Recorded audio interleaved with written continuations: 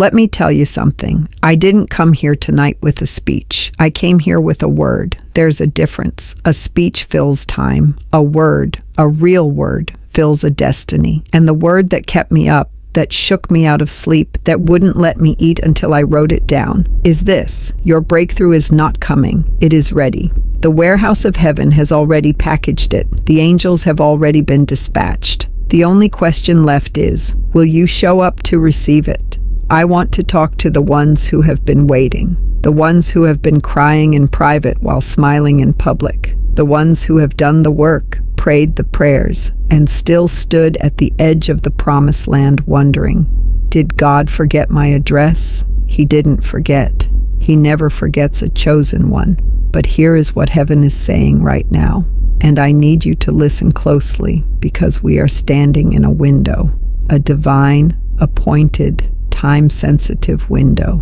Before April 24th, something is being released in the spirit, and if you leave tonight without catching it, you will have walked past your miracle on the way to your comfort zone. So stay with me, lean in, because what I'm about to share isn't just information, it is activation. And chosen ones don't just hear a word, they walk in it. You were not chosen because you were perfect. You were not chosen because you had it all together, because your background was clean, because your record was spotless, or because you never stumbled in the dark. No, heaven does not operate the way human resources departments operate. God does not sit with a resume in his hand, scanning your failures, tallying your mistakes, and deciding whether or not you qualify. The moment you understand that, everything changes. Before the foundation of the world, before your mother knew your name, before your father held you in his arms, before the doctor announced your arrival,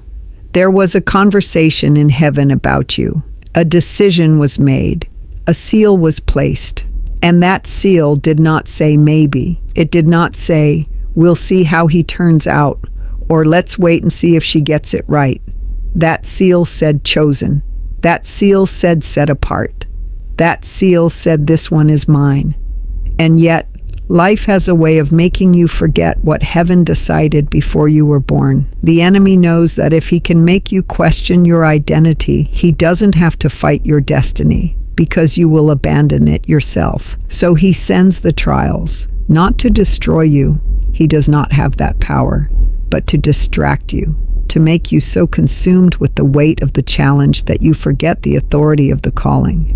Think about every person in Scripture who carried a great assignment. Not one of them had a smooth road before the promise was fulfilled. Joseph was thrown into a pit by the very brothers who should have protected him. He was lied on, locked up, and left behind. And yet every single thing that happened to him was not evidence that God had abandoned him. It was evidence that God was positioning him. The pit was not his punishment. The pit was his preparation.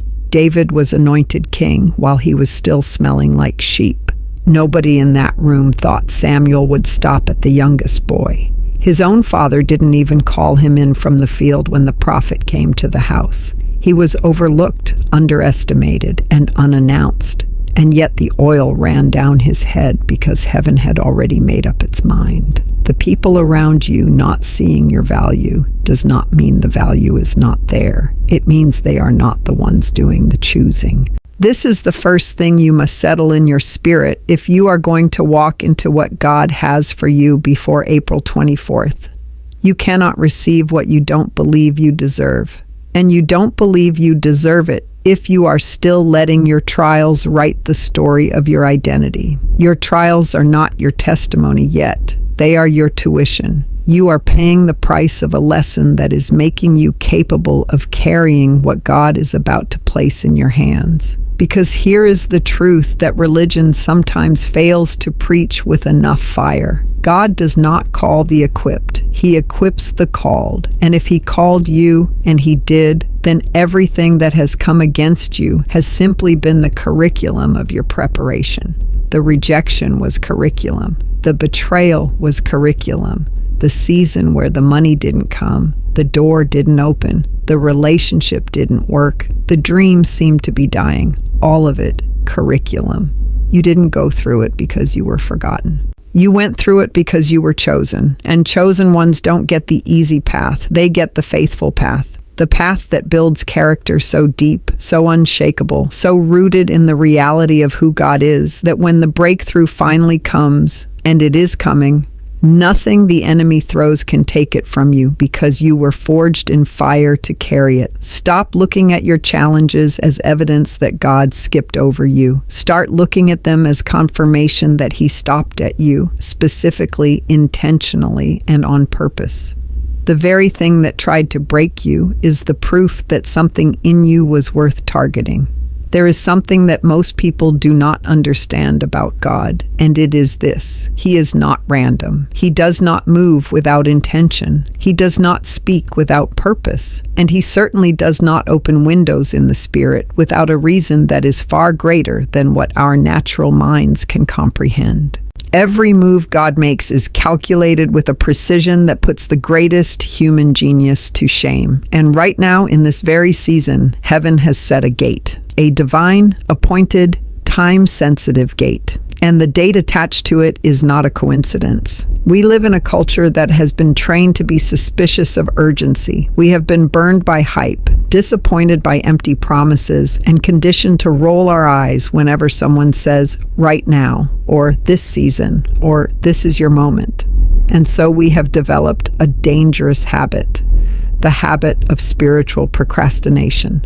We hear the word, we feel the pull, we sense something stirring in our spirit, and then we say to ourselves, I'll deal with that later. I'll pray about that tomorrow. I'll step out in faith when the timing feels more comfortable. But what if later is too late? What if tomorrow the gate has moved? What if comfort was never the condition God attached to your breakthrough? Scripture is filled with moments where God gave a specific window, and the people who moved within that window walked into miracles, while the ones who hesitated were left standing at a door that had already closed. Noah did not build the ark after the rain started. He built it in the season of preparation, in the window God gave him, while everyone around him laughed and questioned and doubted. And when the rain came, the only ones safe were the ones who took the window seriously. The children of Israel stood at the edge of the Red Sea with the Egyptian army behind them and nothing but water in front of them. And God did not part that sea for a month so they could think about it, plan for it, and get comfortable with the idea of walking through on dry ground. The window opened, the water moved, and they had to make a decision in that moment: trust God and walk through, or stand still and be overtaken. Heaven operates in moments, divine moments, kairos moments. The Greeks had two words for time: chronos and kairos. Chronos is ordinary clock time, the kind that ticks away whether you use it or not. But kairos is something altogether different. Kairos is the appointed time, the God-ordained intersection where heaven and earth meet, where the supernatural crashes into the natural, where what God promised and what you are walking through finally align. And kairos does not wait for your schedule. This is a kairos moment. What is being released in the Spirit before April 24th is not something you can go back and collect after the date has passed. Gates open and gates close. And a God who is intentional enough to set a date is intentional enough to honor it in both directions. He will honor it for those who move, and the gate will have moved for those who don't. Now somebody is sitting with this and thinking, but what does it mean to move? What does stepping through this gate actually look like? And the answer is going to be different for every person in this room, because you each carry a different assignment. But the common thread is this: movement requires surrender.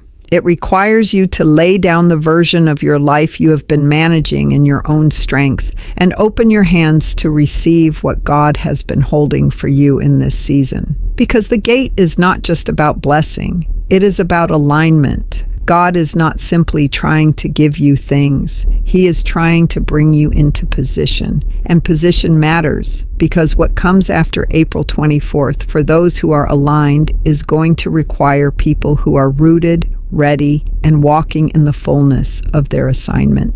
Heaven is not releasing this breakthrough carelessly. There is a revelation that has the power to completely dismantle every fear, silence every doubt, and reframe every painful season you have ever walked through. And it is this: God did not react to your problem. He prepared for it. Before the problem had a name, before it had a face, before it knocked on the door of your life and made itself at home, God had already engineered the answer. The breakthrough was not an afterthought. It was a forethought. It was written into the blueprint of your life before the blueprint was ever unrolled. This is not a motivational concept. This is not a feel-good idea designed to make you temporarily comfortable in your discomfort. This is the raw, uncompromising, undeniable nature of a God who exists outside of time, a God who sees the end from the beginning, a God who does not sit in heaven reacting to what the enemy is doing on earth, scrambling to come up with solutions, hoping things work out for the people he loves. No, he already knew. He already moved. He already placed the answer in position before the question was ever asked. Think about what that means for the thing you have been carrying, the financial pressure that has been sitting on your chest like a stone, the health report that came back and rearranged everything you thought you knew about your future, the relationship that collapsed and took a piece of your identity with it when it fell, the dream that has been delayed so long you have started to wonder if you imagined the promise in the first place. Think about all of it, and then hear this clearly. God saw every single one of those moments before you lived them. And before he allowed you to walk into the valley, he had already placed provision on the other side. This is what the story of Abraham and Isaac is really teaching us. When Abraham climbed that mountain with his son, with the wood on his back and the fire in his hand, and a command from God that made no human sense, he did not know how the story would end. He could not see around the corner of that moment. All he could see was the weight of what God was asking, the love he had for his son, and the altar waiting at the top. But what was already on that mountain before Abraham ever started climbing? The ram, caught in the thicket, already there.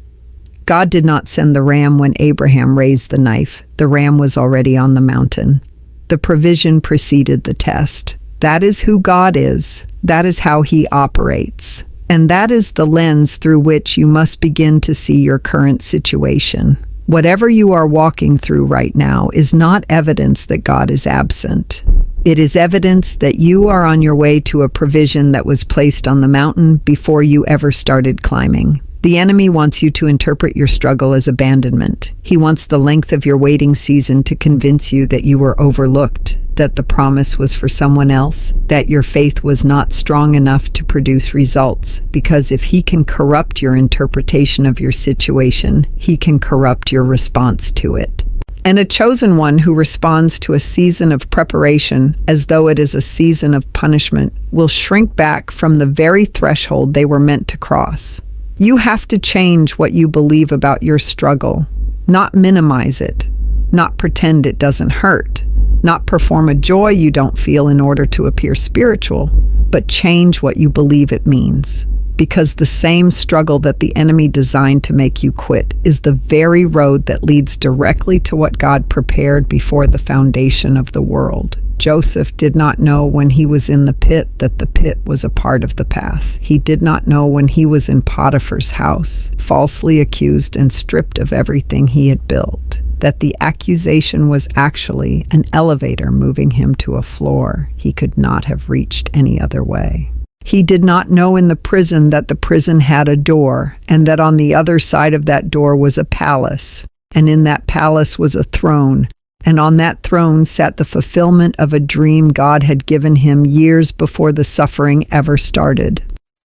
The breakthrough was prepared before the problem. The palace existed before the prison. The promotion was signed before the persecution. And what God has prepared for you in this season, specifically before April 24th, was not assembled in a hurry because your situation caught heaven off guard. There is a posture that chosen ones must learn, and it is one of the most difficult shifts a human being can make. because it requires you to completely rewire the way you have been conditioned to approach God, approach life, and approach the promises that have been spoken over you. That posture is not striving. It is not performing. It is not the exhausting, soul-draining cycle of begging heaven for something that heaven has already approved. That posture is receiving, and receiving is not passive. Receiving is one of the most aggressive acts of faith a chosen one can walk in. The church has sometimes done a disservice to the people of God by creating a culture of perpetual petition without an equal culture of bold reception. We have been taught to ask, and asking is right and necessary and scriptural. But somewhere between the asking and the receiving, many chosen ones get stuck in a loop. They ask, they feel unworthy, they ask again. They look at their circumstances. They ask again. They compare themselves to someone else whose breakthrough came faster, and they ask again, never moving from the position of a beggar to the position of an heir. And there is a vast, immeasurable difference between those two positions. A beggar approaches with uncertainty. A beggar is not sure whether the answer will come. A beggar is dependent on the mood, the mercy, and the momentary generosity of whoever is being petitioned. But an heir does not beg for what already belongs to them. An heir walks into the room with a different kind of confidence. Not arrogance, not pride, not the foolish self-sufficiency that forgets where the blessing comes from, but the settled, unshakable, deeply rooted confidence of someone who knows that the will has already been read and their name is already on it. God is not withholding your breakthrough because you haven't begged enough. He is not sitting in heaven waiting for you to cry louder, pray longer, or perform harder before he releases what he already decided to give you. The issue is never God's willingness. The issue is always our posture, and posture is shaped by belief. What you believe about yourself determines how you stand before God. What you believe about his character determines whether you approach him as a father or as a reluctant giver who needs to be convinced. Ruth understood this. When Naomi told her to go to Boaz, she did not go to beg. She went to claim a right that the law had already established. She laid at his feet not in desperation, but in positioning. She understood that the system was already in place for her redemption. She just had to show up and stand in it. And Boaz did not turn her away. He honored her. He called her a woman of noble character, and everything that had been lost was restored. Not because she performed her way into favor, but because she positioned herself to receive what was already available. This is what God is calling chosen ones into right now, in this very window before April 24th. He is calling you out of the survival posture and into the receiving posture. He is calling you to lift your head, square your shoulders, and approach the throne of grace, not as someone who barely made it through the week, not as someone who is ashamed of the distance between where they are and where they were supposed to be by now, but as someone who is fully persuaded that the God who started the work is faithful and more than able to complete it. Because the enemy does not fear your tears half as much as he fears your confidence. He does not lose sleep over the chosen one who is crying in the corner. He loses sleep over the chosen one who wipes their face, stands up straight, opens their mouth, and begins to declare what heaven has already decreed. That chosen one is dangerous. That chosen one becomes a threat to every assignment the enemy has set up in their path. And you must understand that receiving is not just an internal shift. It changes the way you speak. It changes the way you walk into rooms. It changes what you are willing to tolerate and what you are willing to release. A chosen one in receiving mode stops apologizing for their anointing. They stop shrinking so that smaller visions feel comfortable around them. They stop entertaining relationships, mindsets, and environments that are fundamentally incompatible with where God is taking them. Because you cannot carry what God is about to place in your hands if your hands are still full of what he told you to let go of 2 seasons ago. Receiving requires open hands, and open hands require the courage to release what is familiar in exchange for what is prepared.